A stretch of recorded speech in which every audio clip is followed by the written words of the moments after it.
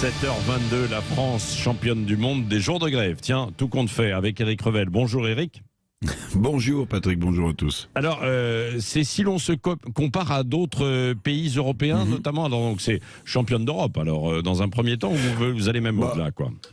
Oui, vous allez voir. Bon, alors, il y a eu la manifestation populaire, mobilisation en baisse d'hier. Oui, je vais vous proposer un petit comparatif européen, mondial, vous allez voir, sur les taux de syndiqués, sur le vieux continent et puis ailleurs, et puis aussi le nombre de jours de grève par pays.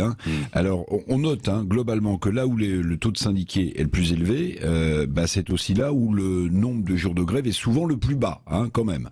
Preuve qu'un bon dialogue social est moins préjudiciable pour la croissance que l'accumulation de jours de grève. Bon, c'est QFD. Alors, en Europe, j'ai regardé, le pays où il y a le plus de syndiqués, Patrick, c'est la Finlande. La Finlande avec 74% revendiqués de salariés syndiqués et qui n'a connu, pour 1000 salariés, que 50 jours de grève depuis 2020. C'est pas beaucoup, Ouais, c'est ça. Du côté français, peut-on comparer nos jours de grève par rapport à ce qui se fait ailleurs dans le monde ? Oui, nous sommes, vous l'avez dit, sans surprise, des champions du monde des jours de grève. Sur la période 2009-2017, nous avons atteint le chiffre record de 114 jours de grève. Alors derrière, on a la Belgique aussi, on fait beaucoup la grève, le Canada, l'Espagne, le Royaume-Uni, l'Allemagne et les États-Unis. Le taux de syndiqués n'est que de 11% en France, faut le rappeler. On peut donc légitimement s'interroger avec ce qui se passe dans la rue en ce moment. Est-ce que la faible représentativité des syndicats, est-ce que c'est ça qui mobilise, ou plutôt une colère populaire qui s'agrège, comme on le dit souvent, autour de cette réforme des retraites? Mais il faut ajouter l'inflation, il faut ajouter une demande de hausse des salaires, il faut ajouter aussi une peur pour son emploi et l'avenir aussi de ses enfants. C'est toute cette colère populaire en fait qui s'explique et qui s'exprime dans la rue. Alors, ce sont de bonnes questions, mais est-ce que les syndicats ont la cote et les syndicats vont-ils justement récolter aussi de nouveaux adhérents avec ces mouvements ?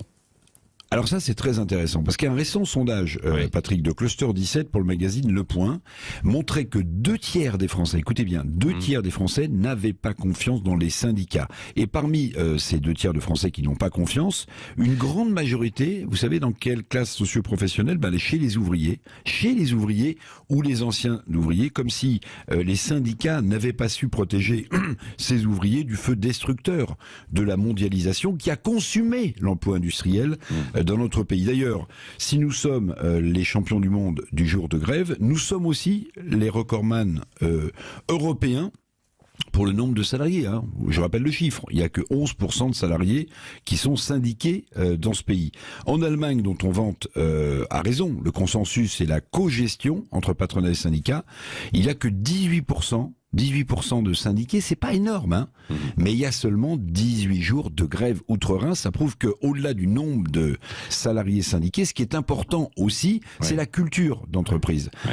Depuis le début de la contestation syndicale à la réforme des retraites, plusieurs syndicats, vous avez raison, ont communiqué pour dire que ils notaient un nombre d'adhérents en nette hausse. Alors on verra si le syndicalisme connaît une embellie, mais en tout cas, je voudrais terminer par quand même 2 ans, un président de la République et un ancien président de la République. Vous vous souvenez, Nicolas Sarkozy, qui avait affirmé que dorénavant, lorsqu'il y aurait une grève, on s'en apercevrait plus. Bon, on a vu la suite.